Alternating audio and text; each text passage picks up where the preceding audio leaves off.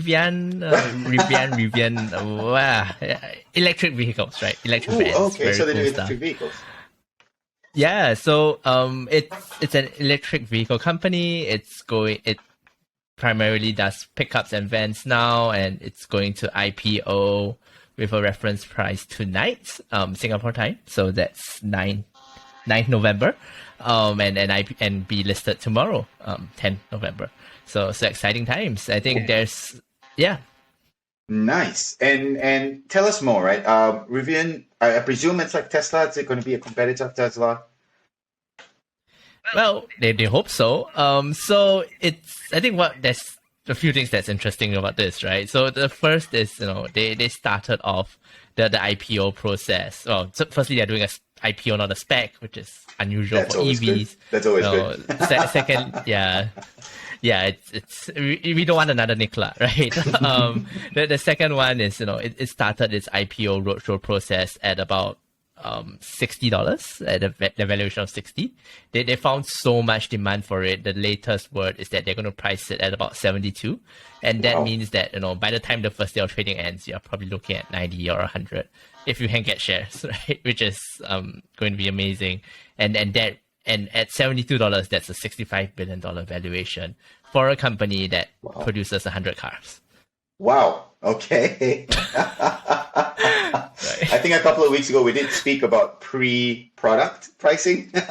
Yes. So this is better. They have a product. Got it. And a really good, really well reviewed product. To be fair.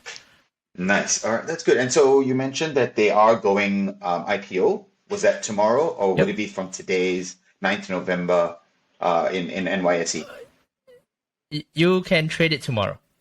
Got it. So that would be 10th November Singapore time, or yes, rather actually 10th November even US time when it opens up. Everywhere time, right? 10th November. That's true. Tomorrow's market open. Are they ready to trade? Ooh, this is interesting. Tell us a bit more about Rivian. Yeah, who are they? Are they backed by anyone big? Yeah, sure. So you think about startups as relatively new companies, right? But this is actually a company that's been around for 12 years, trying to do electric vehicles in various forms, and they have had various names through the years and all that. But I think a very, very big part of the hype around this, not only because it has produced a few pickups which have brilliant reviews, but it's because Amazon, that tech company, is quite a major shareholder. They own 20% of shares. Ford is backing this company. They own 12% of the shares. Amazon, to prove it has skin in the game, has ordered 100,000 vans, right? With the caveat that this will be delivered in batches until 2025. But the demand side is solved for the electric vans. At least they know that there's somebody that will buy them. Got it. Oh wow! So you mentioned Amazon is a major stakeholder, 20%. Ford is a shareholder as well. In there. So they have the tech, they have the old school cars. Wow, should be good. I mean, it looks like they should be able to execute compared to a lot of other EV startups where you are a bit less familiar with the management and not very sure about where their backing is coming from. Here you have actual manufacturing knowledge, you have tech knowledge, you have good supply coming in that you know will pick up and will pay. I think it sounds promising, right? It really does. Do we know anything about the management, actually? Who's the CEO? A bit like that? Yeah, so I can't remember his name. It's founder-led, right? He has been there since the beginning. In fact, this is his only job. So he's an engineer. He did his degree at MIT, and I think his master's at MIT as well. And straight out of school, started up this company. It wasn't called Rivian then, and he has run it for 12 years. So it's his baby, right? In child terms, he gave birth to it and is now a teenager. Hopefully, it grows up well. Got it. So overall, what's the takeaway for our coconuts listening? Whoa, this is tough, right? I think there's just lots to unpack. So it's expensive, right? Let's not get that wrong.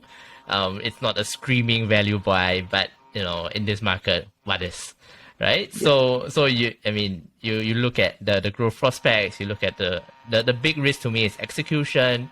They have their new factory up and running, but it's going to expand. We don't know how that will play out, right? So that's the big risk there. It's just being able to produce and sell proper cars and to get that flywheel going. Other than that, I mean, if we want to go into concerns, there's a lot of them, right? Amazon is a shareholder, that's great, but Amazon also has exclusive rights to all of the vans that Rivian will produce in the next 4 years. So essentially, whichever van Rivian produces in the next 4 years, they can only sell to Amazon. And after that, right, there's a right of first refusal for another 2 years. So any other van in year 5 or 6 that Rivian wants to sell, they need to get Amazon to they need to offer it to Amazon at that price first, and only if Amazon doesn't buy it, they can sell it to someone else. So you have limited strength, but I mean, you really are looking at growth in 7 to 10 years. You are not looking. You're looking at this is very, very early stage, I would say. Got it. In this market, you can project the most optimistic growth, and poof, there you go. Wow, interesting. I mean, $72 is a lot cheaper than Tesla's $1,000, right? So yeah, but Tesla sells cars, right? It's selling. It's trying to sell cars. It's trying to sell cars. Yeah. Got it. Oh wow, this is interesting. So effectively, Amazon has almost tied their hands, Rivian, for the next 4 to 6 years. Yeah. For 20%. Effectively for 20%. Amazon could effectively go to Rivian one day and say, you know what? I don't want anybody else to have it. I'm going to buy you up. So that could even be an option. It could be. I mean, taking private and all that, you probably have to bear some market risk. It'll be expensive, but I don't think Amazon actually needs to do that, right? They have tied it up for the next 4 to 6 years. And sorry, this exclusivity doesn't go two ways, right? So Amazon can buy from anybody else they want.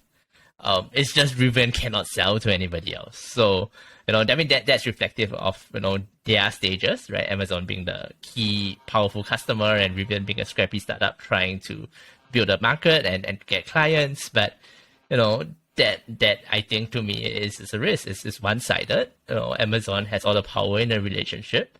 They are a shareholder and the biggest customer, right? And you do wonder sometimes when those two roles conflict, what are they going to do? I mean, it's all small potatoes to Amazon, right? Yeah. $2 trillion now. Are they 2 trillion? 1 point something trillion? 1 point something. Dollar market company. Yeah.